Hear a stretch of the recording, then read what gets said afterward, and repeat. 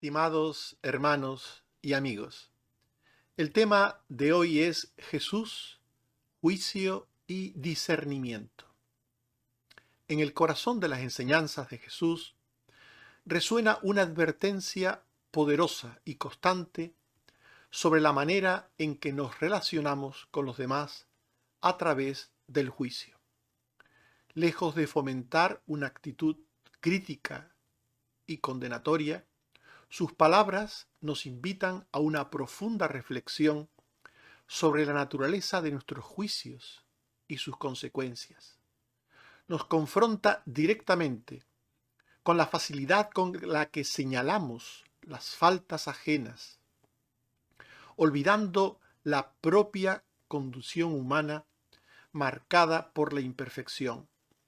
Este llamado a la introspección se convierte en el umbral para comprender la prohibición que Jesús establece contra una forma particular de juzgar al prójimo, aquella que carece de la medida del amor, la comprensión y sobre todo del discernimiento, de la verdad completa.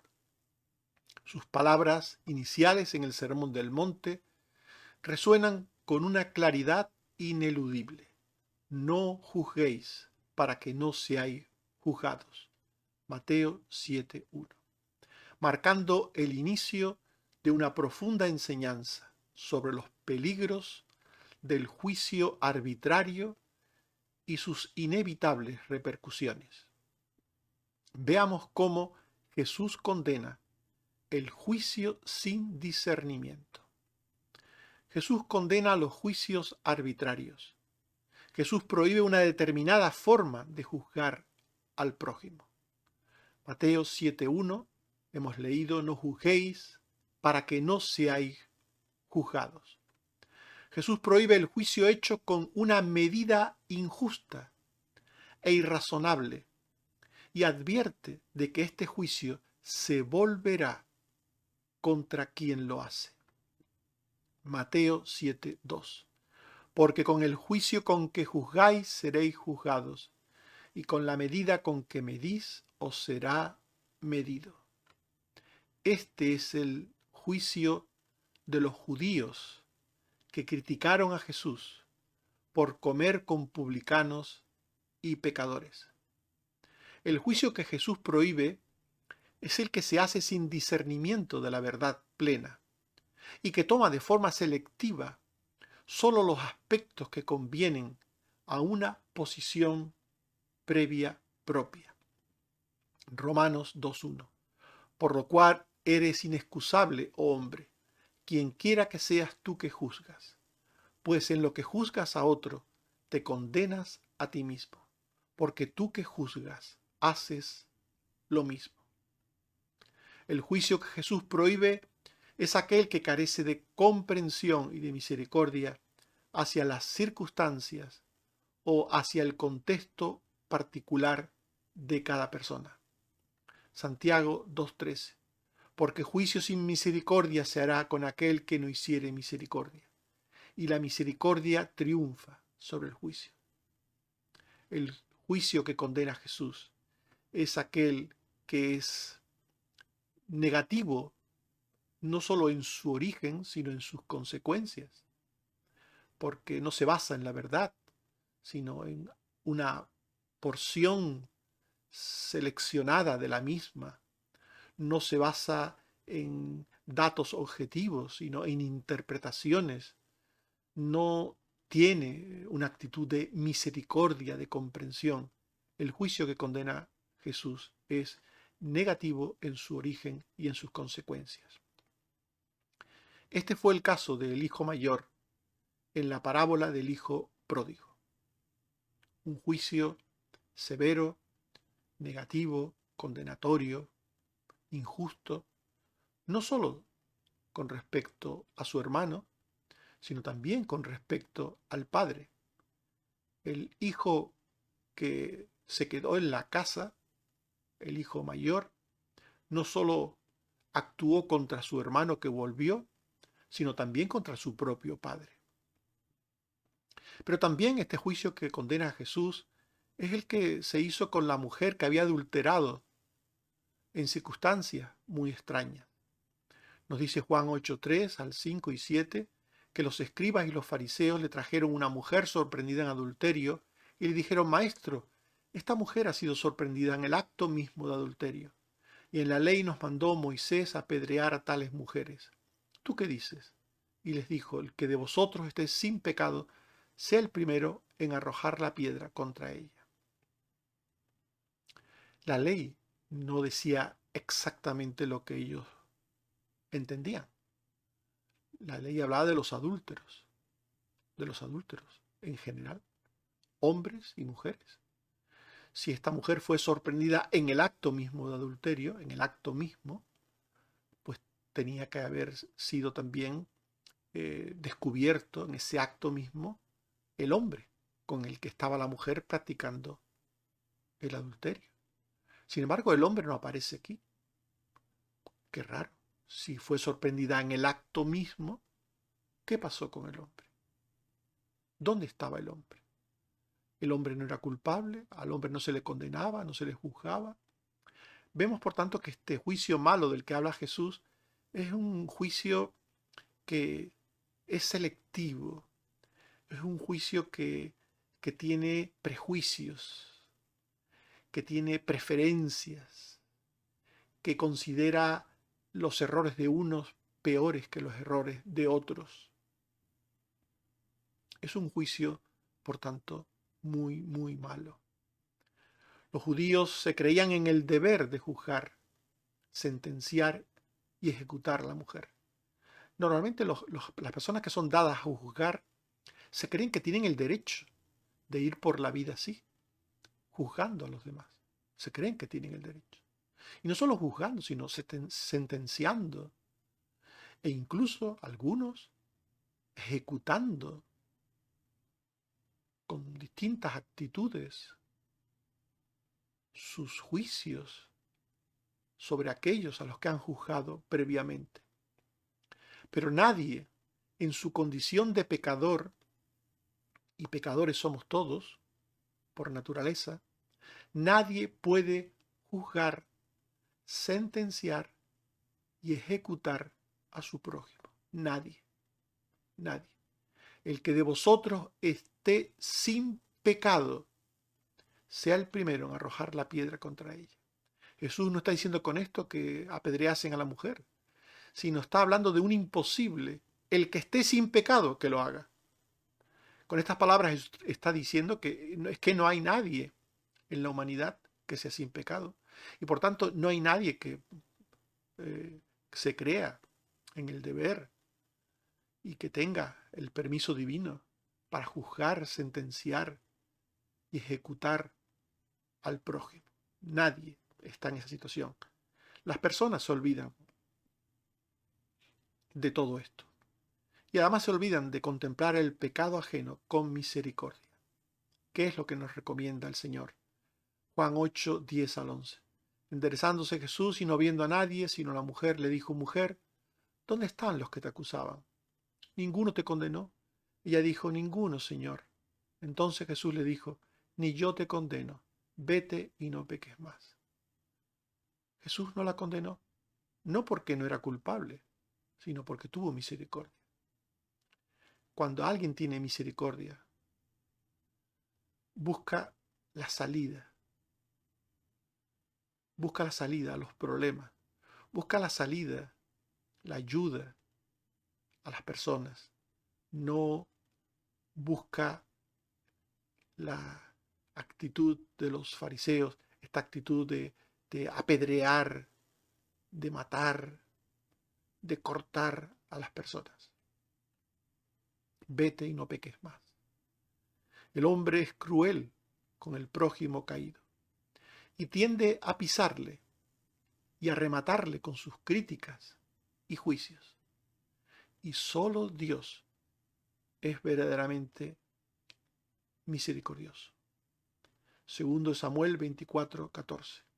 David dijo: En grande angustia estoy, caigamos ahora en mano de Jehová, porque sus misericordias son muchas, mas no caiga yo en manos de hombres. Los hombres son despiadados con los hombres. Aún los cristianos, tristemente. Se dice de los cristianos que es el único ejército del mundo que remata a sus caídos. El único ejército del mundo que remata a sus caídos. Para señalar que muchas veces a la gente que cae, que se equivoca, que transgrede, que se enfría, no se les tiende la mano, sino que se les juzga, se les condena, se les olvida, se les margina. Jesús dice que quienes deciden juzgar al prójimo antes deben ser autocríticos con ellos mismos. El ser humano tiende a empequeñecer o ni siquiera a ver sus propios pecados y a engrandecer y tardar o nunca olvidar el pecado ajeno. Esta es la tendencia humana. Esto lo dijo Jesús con sus palabras en Mateo 7:3. ¿Por qué miras la paja que está en el ojo de tu hermano y no echas de ver la viga que está en tu propio ojo? El prójimo comete pecados, pero también nosotros. Y los nuestros pueden ser aún mayores en un momento dado. Pueden ser iguales, menores o mayores. El problema está cuando alguien ve el pecado ajeno, aunque sea pequeño, una paja, y no ve el propio, una viga. Ese es el problema. Y esta es la actitud general del ser humano. Repito, aún de muchos cristianos. El que corrige a otros sin examinarse a sí mismo se convierte en un hipócrita. Y esto anula su autoridad moral y su capacidad de discernimiento sobre el error ajeno. Mateo 7, 4 al 5. ¿O cómo dirás a tu hermano, déjame sacar la paja de tu ojo y he aquí la viga en el ojo tuyo? Hipócrita, saca primero la viga de tu propio ojo y entonces verás bien para sacar la paja del ojo de tu hermano. Estas son las palabras de Jesús. Y además de condenar el juicio necio, condenatorio, el juicio sin discernimiento, Jesús dice que los suyos deben juzgar con sabio discernimiento. Jesús no prohíbe el juicio, sino que dice que tiene que ser con sabio discernimiento. El juicio o crítica del pecado empieza con el de uno mismo. El juicio con discernimiento empieza con uno mismo. Con uno mismo. Con aquello que hay en nuestro propio corazón y vida. Solo aquellos que se conocen bien a sí mismos estarán en condiciones de contemplar a los demás. Podemos ver pajas, defectos en los demás, teniendo vigas, pecados en nosotros. Mateo 7:5. Hipócrita, saca primero la viga de tu propio ojo. Cuando uno considera primero sus propias faltas, podrá afrontar las ajenas con la actitud correcta, con humildad, con empatía, con misericordia. Mateo 7:5. Y entonces verás bien para sacar la paja del ojo de tu hermano. Claro que debemos juzgar, pero siempre con el objetivo de sacar la paja, de ayudar. El juicio con discernimiento no es para dar un golpe sobre la paja en el ojo ajeno o para hundirla más, para clavarla. El juicio con discernimiento es constructivo. Es para sacar la paja. Es para ayudar al prójimo. Nunca para condenarle, nunca para ejecutarle. Siempre el juicio sabio tiene un fin bueno. Por tanto, el Señor no prohíbe toda forma de juicio, sino solo el juicio hipócrita, que se basa en datos superficiales o apariencias. El juicio hipócrita, sin misericordia, condenatorio. El juicio injusto e inmisericordia. Juan 7:24. No juzguéis según las apariencias, sino juzgad con justo juicio. El juicio que debe tener el creyente es el justo.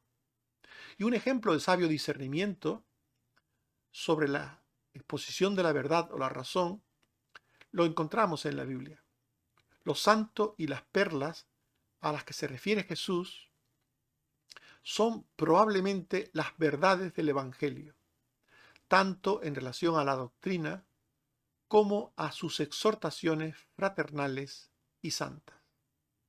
En Mateo 7:6 Jesús dijo: no deis lo santo a los perros, ni echéis vuestras perlas delante de los cerdos.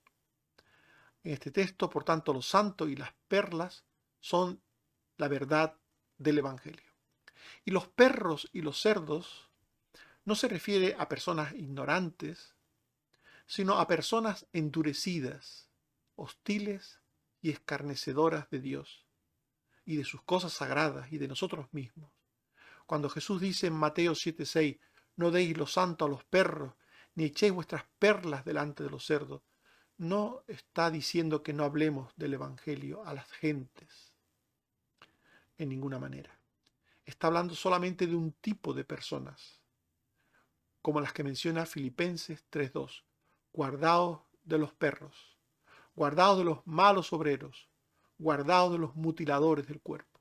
Está hablando de personas hostiles, de personas escarnecedoras, duras, hacia Dios, hacia sus cosas y también hacia nosotros.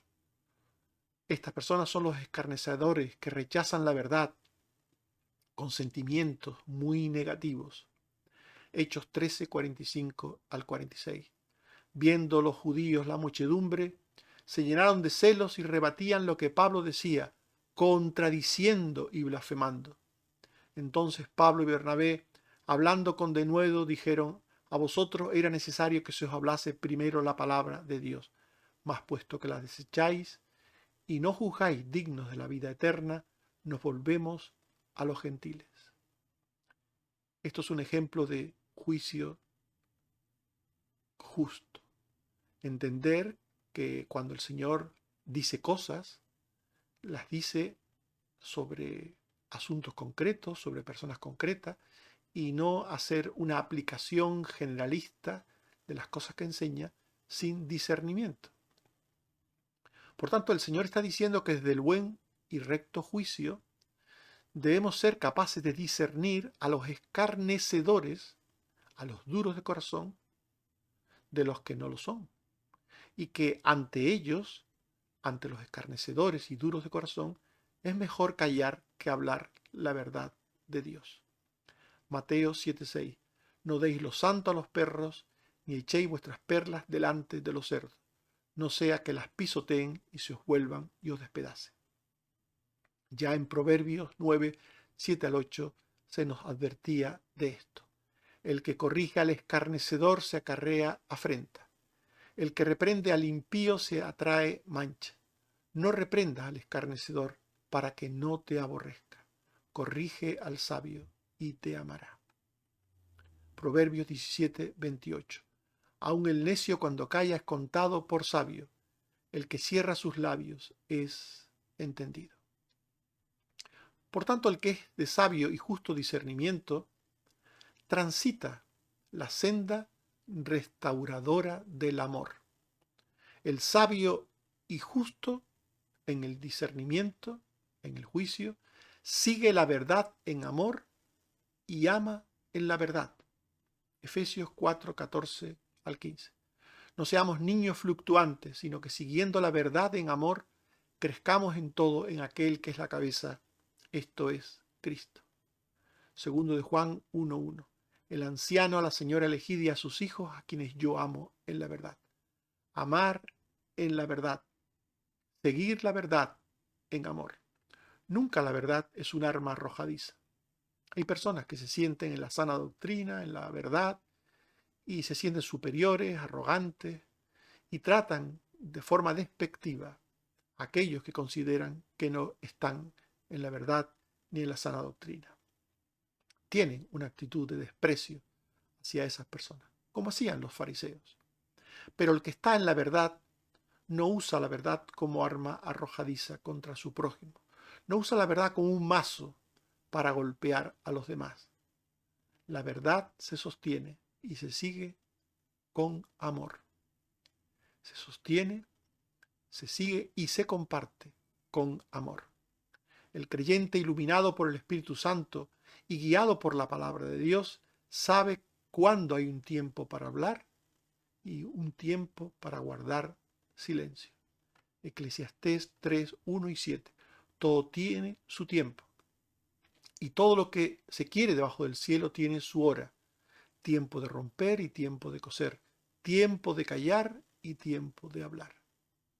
El que tiene discernimiento, el que tiene juicio justo, entiende los tiempos. El sabio tiene una actitud mansa y humilde ante el pecado de su prójimo. Busca corregirlo y restaurarlo. Busca ser un médico que sana al enfermo. El fariseo ve al distinto, ve al pecador como alguien a quien aplastar.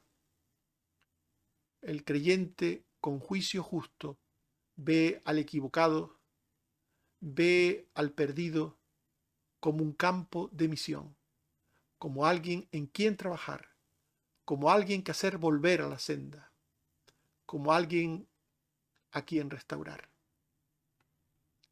Gálatas 6:1. Hermanos, si alguno fuere sorprendido en alguna falta, vosotros que sois espirituales, restauradle con espíritu de mansedumbre, considerándote a ti mismo, no sea que tú también seas tentado. Jesús no nos llama a cerrar los ojos ante el pecado ajeno, sino a abrirlos primero hacia el interior de nuestro corazón. Solo el que ha sido tratado por la gracia divina está capacitado para tratar a otros con la gracia divina. Perdónanos nuestras deudas, dice la palabra, como nosotros perdonamos a nuestros deudores. Solo el que se siente perdonado por Dios puede tener una actitud correcta de perdón y de misericordia hacia el pecado ajeno. Hay que discernir cuando la corrección edifica y cuando es inútil o dañina. Estimados hermanos y amigos, hemos hablado de Jesús y el juicio con discernimiento. Y ante esto nos hemos de preguntar, antes de juzgar a nadie, ¿he orado por esa persona? ¿La estoy juzgando con compasión para restaurarla o con orgullo y misericordia para condenarla? ¿Está siendo prudente al compartir las verdades del Evangelio con los demás? ¿O lo hace sin considerar el corazón del que te oye y la actitud que tiene hacia la verdad? Y en tercer lugar, pide a Dios un espíritu humilde y sabio para discernir rectamente. Que el Señor te ayude y te bendiga. Amén. Oremos. Señor, te damos gracias por tu palabra. Ayúdanos, Señor, a mirar primero hacia nuestro corazón, hacia nuestras faltas, hacia nuestros errores, a traerlos ante ti arrepentidos, a considerarnos a nosotros mismos, a buscar el perdón de ti, a acogernos a tu misericordia para entender lo que significa la gracia. Y así, Señor, poder ser restauradores de nuestro prójimo. Ayúdanos a ver siempre la falta ajena, el error ajeno, como algo que arreglar, como algo que conducir a la senda recta. Líbranos de ir por la vida como verdugos, como jueces. Ayúdanos, Señor. Gracias una vez más por todo lo que sucede, porque en ti está la sabiduría y la ciencia, y tus pensamientos y tus caminos son más altos que nuestros pensamientos y que nuestros caminos. Bendito seas, oh Dios, por todo cuanto sucede. A ti sea la gloria. Ayúdanos a entender las cosas y a tener paciencia, fe y esperanza. Por Jesucristo tu Hijo. Amén. Que el Señor nos bendiga a todos. Amén.